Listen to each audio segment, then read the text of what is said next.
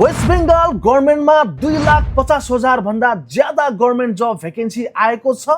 अनि यस विषयमा धेरैजनालाई थाहा नै छैन। यदि तपाईँ 10 पास 12 पास अनि ग्रेजुएट हुनुहुन्छ भने यस भिडियोलाई अन्तिमसम्म हेर्नुहोला। र डिपार्टमेन्ट वाइज कति भ्याकेन्सी रहेको छ भन्नुपर्दाखेरि सर्वप्रथममा वेस्ट बेंगल पुलिसमा तपाईको 38,066 वटा भ्याकेन्सी आइरहेको छ अनि यो भ्याकेन्सी तपाईको पोस्ट वाइज डिस्ट्रिब्युट गरिदिएको छ, तपाईले स्क्रिनमा देखिराख्नु भएको छ। अनि त्यही हिसाबले तपाईको यहाँनिर एज लिमिट पनि रहनेछ, त्यो क्रमैसँग म तपाईलाई डिस्कस गर्दै जाने नै छु। र अर्को भ्याकेन्सी भन्नुपर्दाखेरि वेस्ट बेंगल पब्लिक सर्भिस कमिसनमा PSC मा तपाईको 10,500 वटा भ्याकेन्सी रहेको छ अनि यो पनि तपाईको पोस्ट वाइज डिस्ट्रिब्युसन रहनेछ। अनि अर्को भ्याकेन्सी भन्नुपर्दाखेरि यहाँनिर प्राइमरी स्कुलको पनि भ्याकेन्सी आइरहेको छ, जसमा तपाईलाई 20,000 वटा प्राइमरी टिचरको भ्याकेन्सी आइरहेको छ। अनि त्यस्तै प्रकारले यहाँनिर सेन्ट्रल स्कुल सर्भिस कमिसनमा पनि तपाईको 55,000 वटा भ्याकेन्सी आइरहेको छ। अनि त्यस्तै प्रकारले यहाँनिर पञ्चायत डिपार्टमेन्टमा तपाईले हेर्नुभयो भने 6,500 भ्याकेन्सी आइरहेको छ। अनि त्यस्तै प्रकारले यहाँनिर वेस्ट बेंगलको म्युनिसिपल सर्भिस कमिसनमा म्युनिसिपालिटीमा तपाईको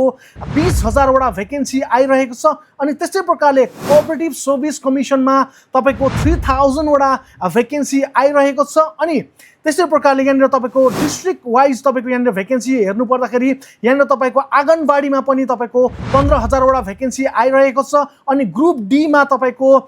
जम्मा 1 लाख वटा जति भ्याकेन्सी आइरहेको छ। अनि डिस्ट्रिक्ट कोर्ट अनि कलकत्ता हाई कोर्टमा 3,000 वटा भ्याकेन्सी आइरहेको छ र टोटल भ्याकेन्सी 2,51,000 अनि 66 वटा भ्याकेन्सी रहनेछ। अनि तपाईको पोस्ट अनुसार क्वालिफिकेसन अनि एज लिमिट कति लाग्नेछ भन्नुपर्दाखेरि वेस्ट बेंगल पुलिस कन्स्टेबलमा तपाईलाई क्वालिफिकेसन म्याट्रिकुलेसन यानी कि 10 पास मागिएको छ र टोटल भ्याकेन्सी 15,500 वटा रहेको छ। र एज लिमिट भन्नुपर्दाखेरि मिनिमम 18 इयर्स अनि म्याक्सिमम 35 इयर्स रहेको छ। र 2 नम्बरमा तपाईको वेस्ट बेंगल पुलिस सब इन्सपेक्टरमा तपाईको क्वालिफिकेसन ग्रेजुएसन मागिएको छ र भ्याकेन्सी भन्नुपर्दाखेरि 2,500 वटा भ्याकेन्सी रहेको छ। र एज लिमिट भन्नुपर्दाखेरि 18 to 35 इयर्स रहेको छ। र त्यस्तै प्रकारले कोलकाता पुलिस कन्स्टेबलमा तपाईलाई क्वालिफिकेसन म्याट्रिकुलेसन पास यानी कि 10 पास मागिएको छ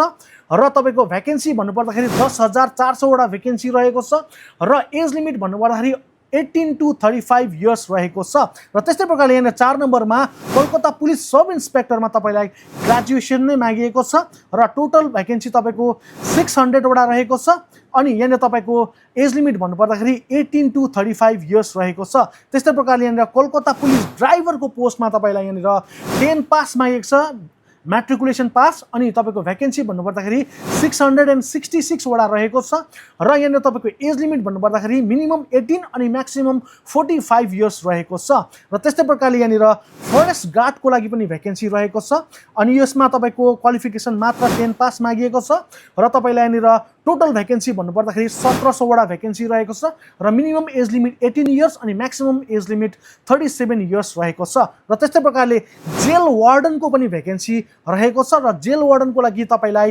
क्वालिफिकेसन 10 पास नै मागिएको छ। टोटल भ्याकेन्सी 700 वटा रहेको छ र एज लिमिट भन्नुपर्दाखेरि 18 to 32 इयर्स रहेको छ। त्यस्तै प्रकारले यहाँ एक्साइज डिपार्टमेन्ट कन्स्टेबलको भ्याकेन्सी रहनेछ र त्यसमा तपाईको 10 पास मागेको छ क्वालिफिकेसन र भ्याकेन्सी 3,000 वटा रहनेछ। र त्यस्तै प्रकारले एज लिमिट भन्नुपर्दाखेरि 18 देखिको लिएर 32 वर्षसम्म तपाईको एज लिमिट रहनेछ। र यहाँ तपाईको एक्साइज डिपार्टमेन्टमा नै तपाईको यहाँ सब इन्सपेक्टरको भ्याकेन्सी रहनेछ, त्यसमा तपाईको क्वालिफिकेसन ग्रेजुएसन मागिएको छ र यहाँ तपाईको टोटल भ्याकेन्सी 3,000 वटा नै रहनेछ र एज लिमिट भन्नुपर्दाखेरि मिनिमम 18 अनि म्याक्सिमम 32 इयर्स रहेको छ। र लोवर डिभिजन क्लर्कमा तपाईलाई क्वालिफिकेसन म्याट्रिकुलेसन पास यानी कि 10 पास मागिएको छ। टोटल भ्याकेन्सी तपाईको 6,000 वटा 6,000 वटा रहेको छ र एज लिमिट भन्नुपर्दाखेरि मिनिमम 18 अनि म्याक्सिमम 45 इयर्स रहेको छ। र त्यस्तै प्रकारले यहाँनिर मिसलिनियस सर्भिस अफिसरमा तपाईको ग्रेजुएसन मागिएको छ क्वालिफिकेसन। तपाईलाई भ्याकेन्सी भन्नुपर्दाखेरि 700 वटा भ्याकेन्सी रहेको छ र एज लिमिट भन्नुपर्दाखेरि मिनिमम 18 वर्ष अनि म्याक्सिमम 44 वर्ष एज लिमिट रहनेछ। र यहाँनिर तपाईको WBCS सर्भिस अफसरमा तपाईँको क्वालिफिकेसन ग्रेजुएसन पास मागिएको छ र टोटल भ्याकेन्सी 1800 वटा रहनेछ र एज लिमिट भन्नुपर्दाखेरि 18 मिनिमम अनि म्याक्सिमम 44 इयर्स नै रहनेछ र यहाँनिर आइसिडिएस सुपरभाइजरको पोस्टमा तपाईँलाई ग्रेजुएसन पास मागिनेछ र यहाँनिर तपाईँको टोटल भ्याकेन्सी भन्नुपर्दाखेरि 1000 वटा भ्याकेन्सी आउनेछ र 18 to 45 इयर्स तपाईँको एज लिमिट रहनेछ र फायर अपरेटरमा तपाईँको म्याट्रिकुलेसन पास नै मागेको छ 10 पास मागिएको छ र 1000 वटा पोस्ट रहेको छ र एज लिमिट भन्नुपर्दाखेरि 18 to 45 इयर्स तपाईँको एज लिमिट रहनेछ र यो टोटल भ्याकेन्सी 10,500 वटा तपाईँको पब्लिक सर्भिस कमिसनमा रहेको छ र त्यस्तै प्रकारले अर्को पोस्ट भन्नुपर्दाखेरि primary teacher government of West बेङ्गलमा तपाईँको यहाँ तपाईँको क्वालिफिकेसन भन्नुपर्दाखेरि एचएस पास विथ डिएलएड तपाईँलाई यहाँनिर मागिनेछ र टोटल भ्याकेन्सी भन्नुपर्दाखेरि 20,000 वटा प्राइमेरी टिचरको भ्याकेन्सी रहनेछ र तपाईँहरू जतिजना पनि दाजुभाइ दिदीबहिनीहरू पढेर बस्नुभएको छ एचएस गर्नुभएको छ र डिएलएड पनि गर्नुभएको छ भने तपाईँको लागि यो गोल्डन अपर्च्युनिटी रहनेछ र एज लिमिट तपाईँको 18 वर्षदेखि लिएर 45 इयर्ससम्म तपाईँको एज लिमिट रहनेछ र त्यस्तै प्रकारले यहाँनिर तपाईँको यहाँनिर सेन्ट्रल स्कुल सर्भिस कमिसनमा तपाईँको पोस्ट भन्नुपर्दाखेरि अप्पर प्राइमेरी टिचर्सको लागि यहाँनिर तपाईँलाई ग्रेजुएसन पास तपाईँको डिएलएड अनि बिएलएड यहाँनिर तपाईँलाई मागिनेछ र टोटल भ्याकेन्सी भन्नुपर्दाखेरि 25,000 वटा भ्याकेन्सी रहेको छ र एज लिमिट भन्नुपर्दाखेरि 18 वर्षदेखि लिएर 45 इयर्ससम्म तपाईँको एज लिमिट रहनेछ र यो अप्पर प्राइमेरी टिचरको लागि पनि गोल्डन अपर्च्युनिटी रहनेछ र एसएलएसटी तपाईँको लागि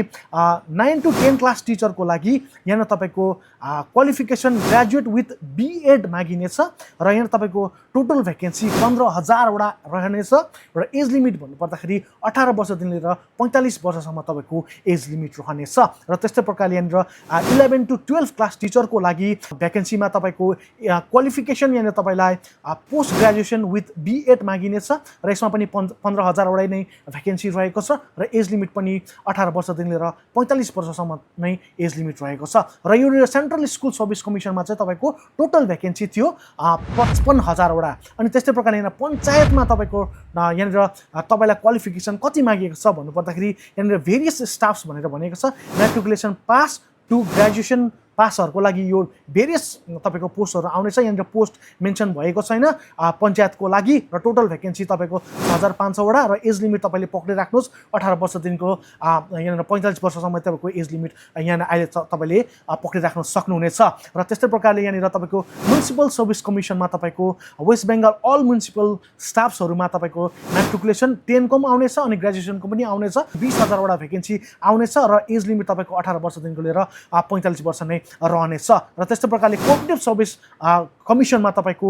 यहाँनिर तपाईँको अल स्टाफ्सहरूको यहाँनिर भ्याकेन्सी रहनेछ र क्वालिफिकेसन तपाईँको क्लास 10 देखि गरेर ग्रेजुएसनसम्मकै यहाँनिर तपाईँले भ्याकेन्सी पाउनुहुनेछ कोअपरेटिभ सर्भिसमा पनि र टोटल भ्याकेन्सी 3,000 वटा भ्याकेन्सी रहनेछ र एज लिमिट 18 वर्षदेखि लिएर 45 वर्षसम्म नै रहनेछ र यहाँनिर तपाईँको अर्को यहाँनिर खुबै यहाँनिर तपाईँको इम्पोर्टेन्ट भ्याकेन्सी रहेको छ जो चाहिँ डिस्ट्रिक्टभित्र पनि रहनेछ र यहाँनिर त यो के रहनेछ भने ग्रुप डी को लागि यहाँनिर तपाईँलाई सर्वप्रथम यहाँनिर तपाईँको आँगनवाडी रहेको छ है आँगनवाडी वर्करको अनि हेल्परको लागि यहाँनिर क्लास 8 पास मात्रै मागिएको छ है त्यसमा पनि तपाईँको 15,000 वटा भ्याकेन्सी आउनेछ एज लिमिट तपाईँको 18 वर्षदेखि लिएर 45 वर्षसम्म रहनेछ भने तपाईँको ग्रुप डी स्टाफको लागि मात्र 10 पास मागिनेछ र जम्मा 1 लाख वटा जति भ्याकेन्सी आउनेछ भनेर भनिरहेको छ र एज लिमिट 18 वर्षदेखि लिएर 45 वर्षसम्म रहनेछ अनि तपाईँको डिस्ट्रिक्ट कोर्ट अनि कलकत्ता हाई कोर्टको लागि यहाँनिर 8 पासदेखिको लिएर यहाँनिर तपाईँको ग्रेजुएसनसम्मको लागि भ्याकेन्सीहरू निकालिनेछ र तपाईँको 3,000 वटा भ्याकेन्सी आउनेछ र एज लिमिट 18 वर्षदेखि लिएर 45 वर्षसम्म नै रहेको छ र यो टोटल जम्मै भ्याकेन्सी 2,51,066 वटा यो डिक्लेयर भएको छ वेस्ट बेङ्गल गभर्मेन्टको तर्फबाट यसको लागि तपाईँको जम्मै डिपार्टमेन्टहरूले अफिसियल नोटिफिकेसन रिलिज गर्नेछ अनि फर्म फिलअप स्टार्ट हुनेछ र तपाईँले आफ्नो तयारी सुरु गर्नु होला र कसरी कुन फर्महरू के आउनेछ म तपाईँलाई डिटेल्समा तपाईँलाई बताउने छु र तपाईँले नोटिफिकेसनलाई तपाईँले अन गरिराख्नु होला किनकि सर्वप्रथम तपाईँले भिडियो तपाईँले आफ्नो मोबाइलमा अनि तपाईँको फोनमा तपाईँले पाउनुहुनेछ र यो भिडियो तपाईँलाई इन्फर्मेटिभ लाग्यो भने तपाईँले ज्यादा से ज्यादा सेयर गर्नु होला अनि अन्तमा लाइक अनि सब्स्क्राइब गरिराख्न पनि नभुल्नु होला।